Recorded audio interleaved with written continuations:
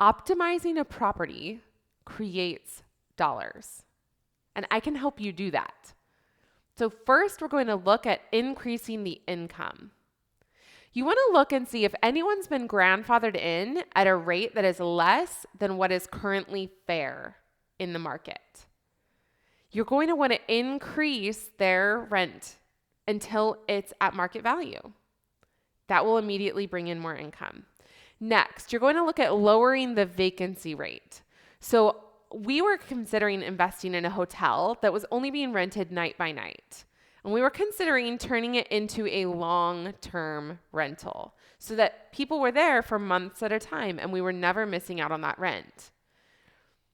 You could also advertise the property better so that you're getting people in there faster. You could run a promotion.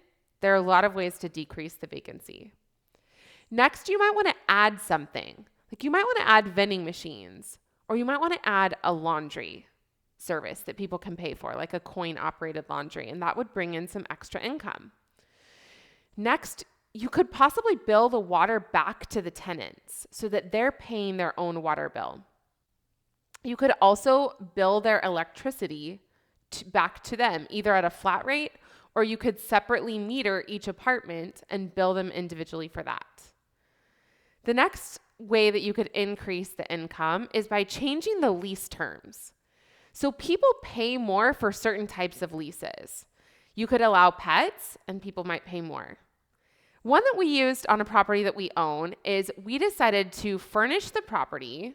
We decided to provide internet and allow shorter leases so that people could basically just come, put their stuff there, and we increased the income on that from $1,350 a month to $2,500 to $3,000 a month. That's the value that we were adding that people were willing to pay for. Brilliant, right? Next, you could actually charge more for top units. So if there's either being on the top floor or the bottom floor is more desirable, you could actually have tiered pricing based on that desirability.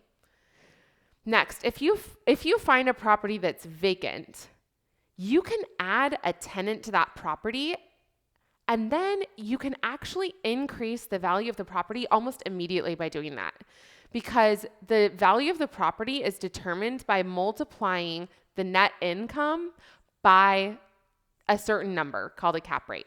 So you're going to, if you are able to put a tenant in that property who's paying a certain amount, you're going to immediately increase the value exponentially because of that multiplication of the cap rate. Okay, next, you could look at adding amenities. So you could add different amenities that would justify a higher rent. You could add a fence so that it could accommodate dogs. You could furnish the apartments. You could add a fitness center or tennis courts or racquetball, squash. You could add all new energy appliances and countertops, and that would increase the revenue of the property. Next, we're going to look at decreasing the expenses. So you can decide to decrease the insurance by shopping around and finding a lower rate. That's going to give you more income. You could decrease the cost of trash removal. That was one that actually was a property of someone I know very closely. The trash removal was through the roof. And when they were able to just mitigate that one thing, the property actually became much higher cash flowing. You could find a better manager. You could self-manage, or you could just more efficiently manage the property. You might find someone who's more personable for the tenants, and it'll get better reviews, and those better reviews will help the property thrive. Next, you could change the physical structure of the property. So we've added garages and rented those out separately. We have added storage units to properties, and then you can rent those out. So for instance, we have a medical office, and behind it, we're planning to add some type of a storage unit. And then in front, it actually has room to build an additional medical practice. And so by buying this extra property, we can increase the revenue significantly.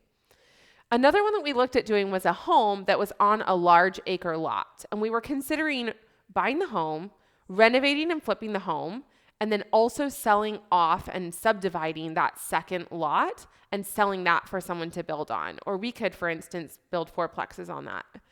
So one that we're in the process of right now, we acquired some land and then we were able to change the zoning, which is just changing what you're able to build on that property, what the city says that you can build.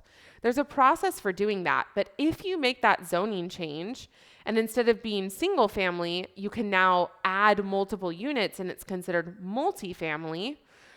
A builder can come in on that vacant lot and build, a fourplex or a sixplex where they now have 6 different renters instead of just building a one story, like a one single family home. So that can be a way to increase revenue. Another one is you can take a property and you can subdivide it. So you can divide the property, divide the house itself. So you can do some construction and add some different walls or doors, and you can now have a house that fits 2 families instead of 1. I have some friends who've done this over and over and over, and then they have made so much money just converting properties from 1 family unit into multiple family units. Okay. The last thing that I was thinking about is you could solve the problem that no one wants to solve. So I've personally solved the problem of having rodents in a property, of having a cat-infested property and no one wanted to kick all the cats out. There might be broken windows that you could repair, and then you can go in and paint kills all over the property and change the carpet and everything and make it livable again. Also, it could have mold, and if you could get rid of that mold that no one wants to touch, that property is now worth much more.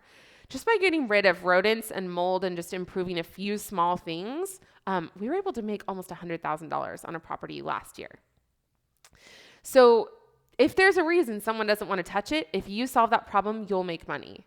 Now you can see how useful it is to be creative in this process. It really brings your creativity alive and is about how creatively you can think and how much brainstorming you can do, and then guessing at which ones are the most strategic and which ones will be the best use of the property. So I can help you with this process, and I would love to do that. Send me a DM, and I would love to get you set up for a consult call where we can discuss your property or a property that you're thinking of buying and all the things that you could do with it.